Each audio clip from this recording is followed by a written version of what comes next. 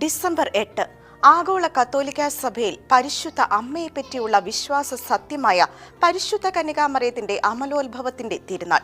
യേശുക്രിസ്തുവിന്റെ അമ്മയാകുക എന്ന ദൗത്യത്തിനു വേണ്ടി പരിശുദ്ധ മറിയം തന്റെ മാതാവായ വിശുദ്ധ അന്നയുടെ ഉദരത്തിൽ ദൈവകൃപയാൽ ഉത്ഭവ പാപത്തിൽ നിന്ന് മുക്തിയായി ഗർഭം ധരിച്ച നിമിഷത്തെ ഈ തിരുനാൾ അനുസ്മരിപ്പിക്കുന്നു.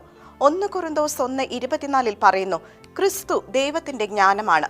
ജ്ഞാനത്തിന്റെ പുസ്തകം 1:4 ജ്ഞാനം ശുദ്ധമാണെന്നും അത് പാപകരമായ ഒരു ശരീരത്തിൽ പ്രവേശിക്കുന്നില്ലെന്നും തിരുവെഴുത്ത് നമ്മെ ഓർമ്മിപ്പിക്കുന്നു.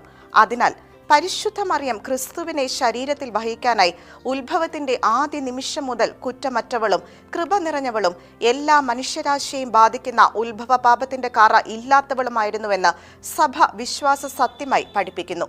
1854 ഡിസംബർ 8 പിയൂസ് 9 പാപ്പ ഇതൊരു വിശ്വാസ സത്യമായി ഔദ്യോഗികമായി പ്രഖ്യാപിച്ചു. പരിശുദ്ധ